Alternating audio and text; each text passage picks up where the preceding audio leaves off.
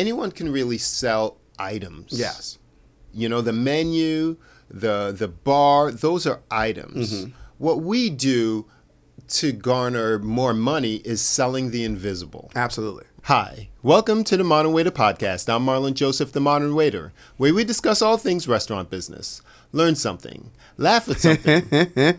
On today's episode, we have advice for making more money. $100K plus a year. Can it be done? But first, the intro. Tired of working deadbeat jobs for lame pay. I'm tired of getting fired and hired the same day. If you know the rules of the game, then you'll stay. And if you don't... As usual, I'm joined by my good friend, Danny DeVilla. What's up, people? Here on the Modern Waiter Podcast, we talk about leveling up all the time. And that's what number one is. Number one thing you have to do to make more money in this business is level up. Okay. And tell the people what level up means in general. Leveling up is, taking your skill set Yes. to the highest level you can each time. So let's say you started at a restaurant that's like a Entry level, quick serve. And then you're going to move up to casual dining. Then you move up to fine dining. Then you can kind of work your way up to fine dining, but your money can change to where you're at regardless. Yes, but there certainly is. So number one on the list is leveling up. Yeah. And you can't make $100K a year without having a place that has high check averages. Good volume, good. Every shift is steady and busy. It's a well-known place. Absolutely. So let's say you work at, an entry-level, quick service, whatever. You're going to take those skills, hit the ceiling, break through that ceiling by moving on to another restaurant. Absolutely. Where you've scouted it out, and we talk about how to switch restaurants all the time. We have shows on that. And so each time you're going to be learning more, adding to your skills. Those things are going to help you to make more money and build the confidence. Because I remember when I went to my first restaurant where the check averages were pretty high. Yeah. I felt guilty dropping a check where we charged, $15 for a soup. Oh, yeah. This was back in the day, and I was like, oh, my God.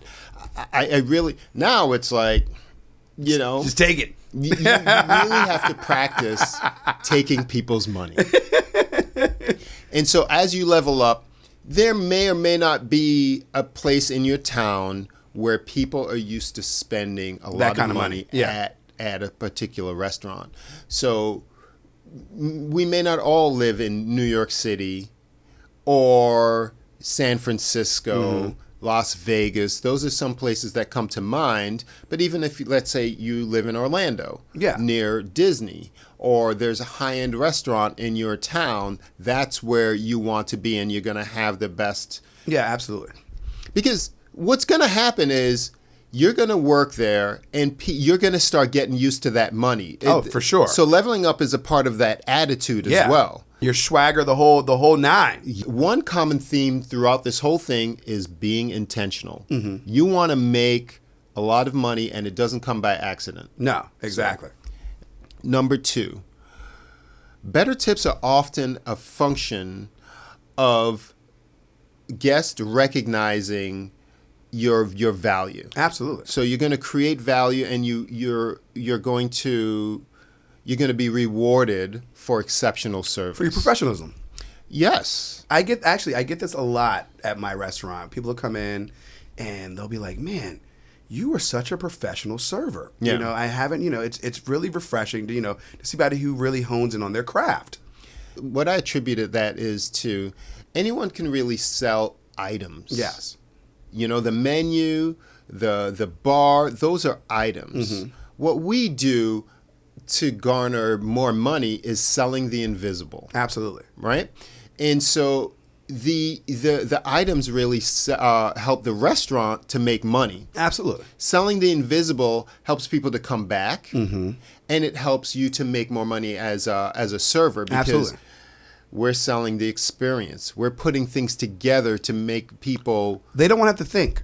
In the end, you make it a thinkless, positive atmosphere, and they really love you for it. And generally, high-end restaurants isn't an everyday thing. No, it's not. It's an occasional thing. And so once you recognize what that occasion is, and then you are able to turn that into a very special occasion, a memorable occasion, they're going to come back to see you. Absolutely. And how do we do that? We're improving our skills. I'm constantly improving my skills. I listen to other waiters at their tables, waitresses. When I go out to dinner, I want to hear their spiel, their whole breakdown of how they are portraying their restaurant. Yes. Yeah. The turn of phrase, how they sell, because it is selling. It's not just taking orders. Oh, for sure. Right. And you can sell so subtly that you didn't even think you got sold. Yes. And then the next thing you know, you're like, oh, they got me, but I love it. Selling is a match. Yeah. Right? So anyone's going to tell you, you're not going to sell me a big monster truck if it doesn't match me. Yeah. So you're going to get that sales if you're able to match why they came, you whether it's an occasion, happy or sad, whether they're there for a romance, they're to feel special. That's another reason why people go out to they want to feel special. They want to feel special. Yeah. Disney does a really good job of that. Magical. They make you feel special, and they have hundreds of thousands of people come through those doors daily. Yeah, and they print money. They print money, and everybody feels special because they have that down. They have it down. They have it. It's a machine. Without a doubt. And so as we're selling the invisible, your guest should neither ask nor tell. Yeah. You should be there to be able to anticipate, and that's when they feel the most comfortable. Listen for, let's say a utensil hits the floor. I'm trained, and you should be too, to know if it's a fork or if it's a knife or it's a spoon. Or what kind of fork is it? Yeah. Just from the tenor of how it bounced off the floor. Well, if you have a carpet, then that's then you're kind of SOL. But those little things, yeah, those things matter. I've really replaced silverware at other people's tables without them even having to ask because I heard it. You didn't see it. You heard it. You grabbed what you needed and you brought it over. Without having to go over, do you need another knife? Yeah. Do you know they need another knife if they drop it on the floor? Exactly. Even if they didn't need the knife, you still make sure that they have the knife if they need it. Incorporating great housekeeping at your table. Everything from a straw wrapper to water, to condensation, to plates that aren't being used, to where things are on the table, that translates into a better experience. Yeah. And so as you're not really necessarily focusing on the tip because that's going to come. Yeah. You're focusing on that experience for them and making them. I promise you, if you give them all the things we're talking about, they're paying you your money. Okay. It is coming. Oh, it's coming. They know. Okay. I've had people that I know would probably not tip normal people leave me good tips. Yes. And we try not to talk about too much about tips on this show because it's one of those divisive. If you translate the quality to the product, the tip is guaranteed. That's why we didn't really talk about it. It's guaranteed in the long run. Yeah. It may not be guaranteed on every table. On every table, no, but it always translates in the end to equaling out.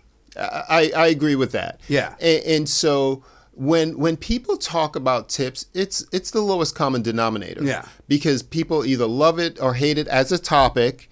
They feel that servers are greedy or they don't deserve this just for doing that. Or all you did was open up the bottle of wine and things. Let me tell you something. If you've ever been to a restaurant and you wanted a bottle of wine, where do you start? So you're going to lean on the expertise that hopefully that you're garnering over the years. Absolutely. And that's where the value comes in. This person led me to this bottle of wine. This person opened my bottle of wine. They poured it. I didn't have to touch it at all. Do you know how many people I've trained to open a single bottle of wine that don't know how to do it? Yes. Coming into the business? So it's a thing. Don't get it twisted.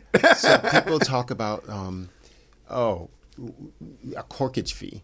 A corkage fee is twofold. You can't bring in things to a restaurant where they sell stuff. Exactly. Right? So you're protecting the interest of the restaurant because, hey, we're here to make a profit. That's just it. It's a business. Yeah. And secondly, if you come in with a certain bottle of wine it takes a smart server to know that this cork is going to be a little bit longer. So as you're pulling up on it, you need to get the auger or the worm as far down as you can possibly can to grab every bit of that cork. We'll say I ruined your $300 bottle of wine, and that's cost. Okay, we're not talking about what we charged you. Yes. So then you're entrusting, and people who tip understand the value of that. So I'm going to know how far to go with that bottle of in that cork, and to pull it straight up instead of pulling it to the side. So the more you minimize and say, oh, it's only this, only that. Okay, no problem. But if you can recognize that there's bad service, you can recognize that good service deserves their attention. And a good tip. Yeah. Moving forward with a good experience, it starts with the greet. You're going to have good eye contact. Yes. You're going to have good mannerisms at the table. You're going to have to be able to read the table. Huge. Right? And so as we learn to read our guests, we learn to sell the invisible. They're going to tell you with their mannerisms what they need.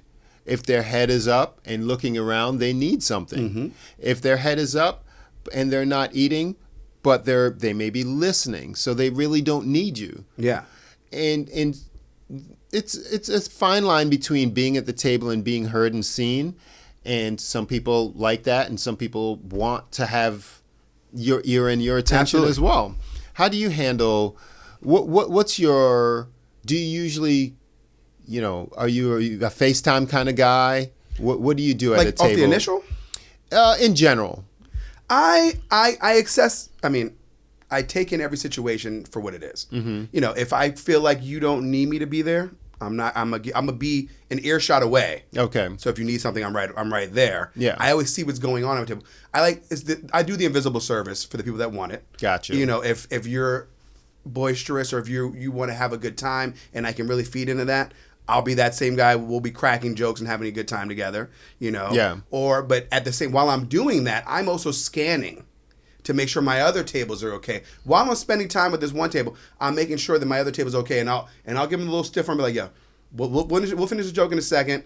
I'll be right back. Let me go make sure everything else is good and come right back over, and then we'll keep that same flow going. Yes, you're very much you're spinning plates. Oh, you gotta keep all the plates spinning, because while you're at that table giving them FaceTime, other tables might need stuff. Not just might need stuff. They might get jealous. Yes. That you're spending all this time over there and not with them in the same capacity. So you have to really have that. Even if you're not spending it with them, don't spend too much time over here. Absolutely. Because they feel sometimes a certain kind of way. Yeah. And that's real. Oh, real. That's super real. All right, so number 2, improving your skills. Number 3, for making more money, is upselling. Oh, yeah. Right? And now it's very important to know that when you're upselling, you're not blindly hitting them over the head. No. It's also a match, and it's also... It needs to fit them, because I think we've talked about this before, where if you're selling something naturally, and if you hit them on the head with the most expensive drink, they might only get one. Okay? True. If you... Now, let's say they say, hey... I want, say they do tequila and say, okay, well, let's get you the brand that you like. Let's get them the drink that they want, and they like it. They're going to get the second drink. True. Okay, maybe even a third. That second and third drink has already put you past that one expensive drink that they got. Whether it might have been, because you feel like you hit them over the head. They're like, I just got to hit for $30. Not knowing that $20 or $17 drink that they got 3 times. They might tighten up on if you hit them over the head. Exactly. For me, the biggest thing to consider is always be your guest's advocate. Absolutely. So if you notice that they're tight, I would do what you're doing, because it's very unassuming when they want to be convinced of the cheaper wine. Sell them the cheaper wine. Yeah. You're going to most likely, like you said, sell more than if you said, no, go for this $18 a glass joint. They're going to sip that shit so tight, they'll never finish it. They're going to be like... Exactly. They're sip. You want slurp. Yes, you just want them to be free and enjoy. Yeah, enjoy. Whatever. When we used to sell burgers at the old spot, and somebody would say, oh, and you could tell that that's where I go. I say, hey man, if you want a burger, get a burger. Feel I can't free. spend you how to spend your money. It's not even a spend thing. It's a motion thing for me. It's a feeling thing. It's a vibe thing. Because they may feel that since it's dinner, then they're trying to be. I always tell them, if you're in the mood for a burger, you get a burger. Nothing else will do. Exactly. That's you what you can get wanted. a sea bass and you're in the mood for a burger, you're not going to enjoy the sea bass. You wanted the burger. That was the taste that was in your mouth. Yes. So on being their advocate, you ask the questions of what are they in the mood for, things like that, and that's a way that you can upsell. So you can upsell the burger. Yeah. You add bacon, you add mushroom, you add avocado. Yo, now you got a burger that was probably $16, it just became like $24. And you have a happy customer, Yeah. and you can sell them other things because they trust you. Yep. Right? And that's the thing about being an advocate. You can't sell anything unless you know your wine menu, know your drink menu, your regular food menu. So that's my biggest advice, is to know where you can slot those little things in, absolutely. And we talked about selling drinks. When's the best time to sell a drink? Once they already have a drink? Yes, once they already have a drink, yeah. At about half to a third full. Oh, you're a positive guy. Yeah. I like that. Half to a third full. I was going to say a third empty. But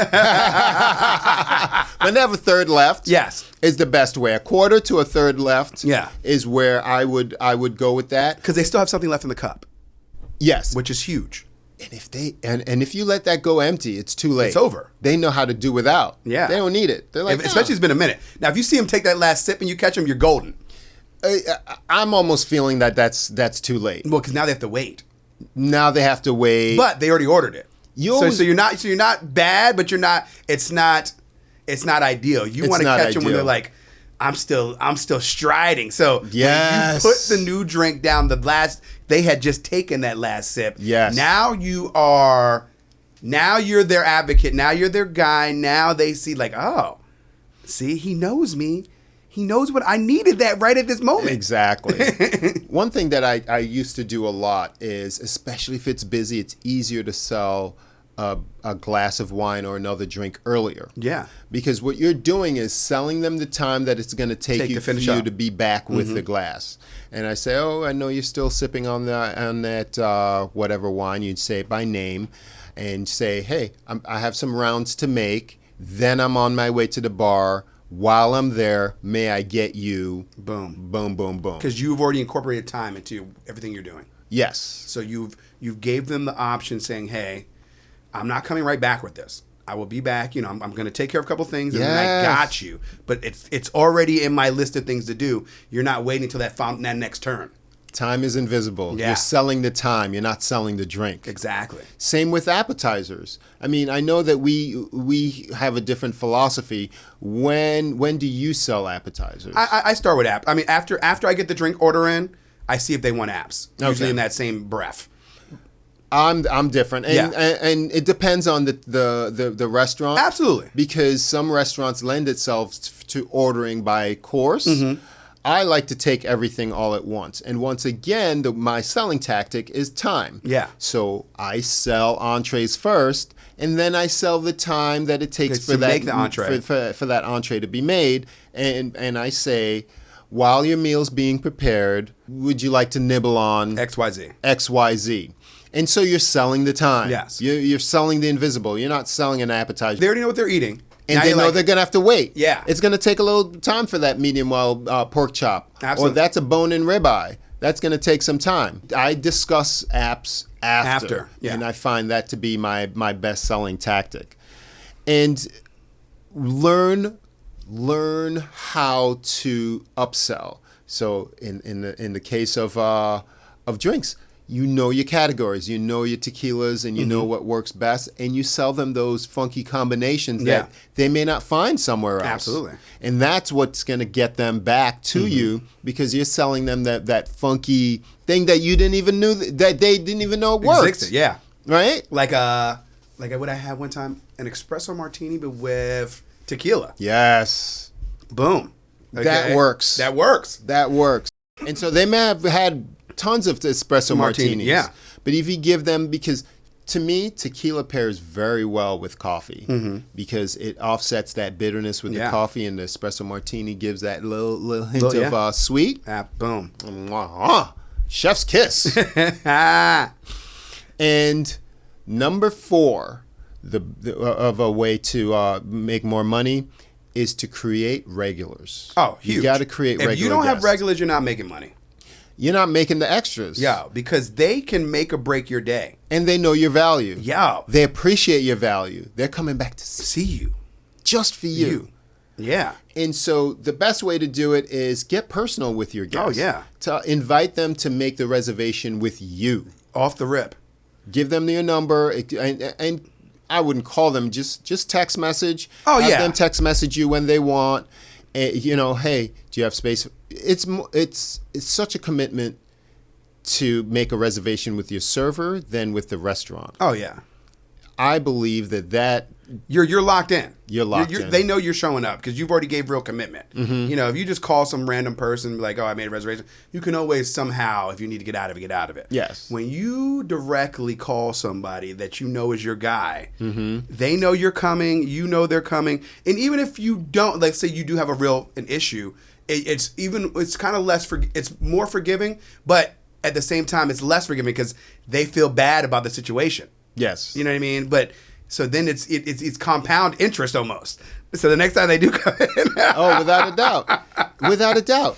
The regulars are huge for making extra money. Oh, yeah. So we're going to talk about this in the next section. Most servers are going to be making $50,000 to $75,000 a year. yeah, at a good, regular, decent restaurant. At a good, decent restaurant. Yeah. What we're getting you is from 75 To the 100. To the 100. Yes. And regulars are a great way to do that. You want to build your roster up. You want to build your shelf of regulars. And one regular is only going to maybe come, as depending on the style of restaurant. And they're only going to come, like you said, a good quality regular, either they visit, even if they visit bi-monthly, you know what I mean? And they really take care of you when they're there. That's still, now you have to have 3 or 4 more of those that are also maybe monthly or bi-monthly that are coming in. So you have a fluctuating flow of these regulars. Yo, I know people that have regulars a couple times a week. Yeah, which is You awesome. can get a couple times a week? Because they usually tip you above and beyond, and that's why you're making that the extra you see money. that tip. You go, you run back to the table and say, hey, I'm glad I have at least one regular pop in throughout my weekly schedule. At least once throughout my weekly schedule. Yeah. It could be a different regular each time. Yes. But it's usually one of them. Somebody's in town, or somebody's doing this, or somebody's sending me. You have a group of regulars that start sending you people that are coming in town. You know what I mean? better. And that's even So then you get, and then they have to live up to their to whatever your people told them's expectation is of you. So it's almost like the double impact. Then you get more regulars that way. That's wild because I don't get that as much. I have people that say, hey, but when you get regulars recommending you to others, and that's a network networking in this business is huge. Is huge. I mean, like in any business, extra. okay, but it's so huge for what we do. Yes, I agree. So build your roster of regulars. Be specific with them. Know their drink. Know what they like. Don't just have it there. No, but hey, are you going to have that Tangerine tonic today, or are you going to start with your usual? Yeah. People like that groove. They feel like they know, Yes. And it's okay to switch it up if you are that regular. Like you said, are you having usual? And they're like, no, well, not today, but. Just the recognition just the idea that they know that that's their jam. They love you for it. I agree 100% because when I go somewhere and somebody remembers my drink or the way I like my food. Yes. That's huge too. Where especially if you're a specific person. Oh man, yeah. And you don't want to describe your weird ass dinner to somebody else. No, you just want to come in, get what you like, and I have a daytime group of regulars. They come in, and I don't even wait them half the time, but like I'll go check on them, and I know exactly what they're having when they walk in the door. Yes. And if I see something different, I'm like, oh, wait, you guys switched it up on him today. What's going on? Familiarity. Yeah. And like I said, I don't wait on them all the time, but when I do, we have a very great relationship. Mm-hmm. And then when I don't, it's still I go by and they're so happy to see me come by, you know, because they might have just snuck in and I didn't see them, Mm-hmm. you know, but they're the restaurant's regular, but they're also one of my regulars. They know me by name. They know, you know, we have a good repertoire. And then I have regulars, like you said, that call me specifically to sit in my section. I know what they're drinking. I know what they're eating. I know them across the board. Yeah. Now, you said something very powerful. They're the restaurant's regulars. I have that as well, where the rest they may sit with anybody, or they may sit at the bar, or you have to turn them into your regulars. Yes, and that's where you come up with that compliment of, oh, you're switching it up today. Yeah. And they go, this guy knows me. Absolutely. This guy gets me. You got to make sure that you're very specific with them, and you cultivate them. Next thing you know, they come in to see you, and that's that extra. So the next section we're talking about is do the math, right? Know how much you're going to need per week to Push the envelope and make that extra paper. Because $75,000 a year is what, about $1,500 a week? Yeah. Which is very doable. Absolutely. So $1,500 a week is $300 a shift over 5 shifts, you know, if you're working a normal schedule. if you're working a full-time schedule. Yeah. And so to get to $100K per year, You need to add an extra 125 roughly per shift. you need Right? you need 22,084 per week. Okay, yeah. Right? So like I said, so an extra 125 per shift. So 580 per week. Yeah. About. Yeah. So 580 per week if you get the regulars, and then if you're picking up shifts, if you're being intentional with staying later, taking that, there in our business, there's always servers who either get overwhelmed and don't want that extra table, or want to get out of there and don't those want, 2 or 3 tables are the difference. that's what I'm talking about. That's the difference right there. Coming in 20 minutes earlier, grabbing what the people from lunch don't want anymore. That just paid your tip out. Scoop. And then you stay that extra 2 tables at the end. Boom, you've already hit that goal right there. That is the extra $130 that we're talking about. Yes. That puts you in the different category. That boosts you to the real capital sales. Yeah. So break it up. See where you are at. If you're at 50, you need to get to 100. If you're at 60, you need to get to 100. Break that down. What's that? If you're only working 4 shifts, talk to a manager to go with the 5 shifts. Maybe one of them is going to be a double. And so lunches are a little bit trickier to get that up, but some places kill at lunch. Oh, yeah. And extra, we're not talking the full go. We're talking just a couple of extra tables. Yes. Imagine if you had 2 extra tables every night. shift. Yes. Just sticking around when people don't want to be there. Yes. You know, taking the clothes from somebody that, you know, that doesn't want to really close. Gold. You know, all those little things equal out to more money. And like you're saying, you're not even in the building more. You might have been doing your side work at the same time that they're making their money. Yes. So if you flip it the other way around, now you're killing it. A lot of people don't see where they're losing money. Which is okay. You need that. We need that. Okay? Don't go too deep into it. The ones that want to go home, let them go home. Yeah. Don't fight them over it. Don't, you know, but what we're talking about is those people out there that really want to max out. If you're already the guy in your restaurant and you need to max it out, you max it out, baby. And this is how you do it. And don't judge tables, but don't judge a book by its cover. No. You take that one top. Yeah, absolutely. You take that family of black people. Yes. You never know who can dine, who can tip, who does what. You have no idea. Okay. And even if it's a lesser, it's still more, in the end, it's still more income than you already had. Yeah, unless it's a known quantity where these people come in all the time and they don't tip. Yeah. Then that's different. Because you don't want, if they don't tip, then they're effing you because then you're losing money. Listen, in this business, you work with so many people who just try to work in the margins where they're judging people ahead of time. They say, "Oh, it's this family with 5 kids. It's a mother and father, and they're trying to squiggle through, and like they're trying to see the future before it happens. You can't see the future. Yeah, especially in a higher end restaurant. You know, you're already paying people. So we already pay half the restaurant as higher end servers. People don't realize that.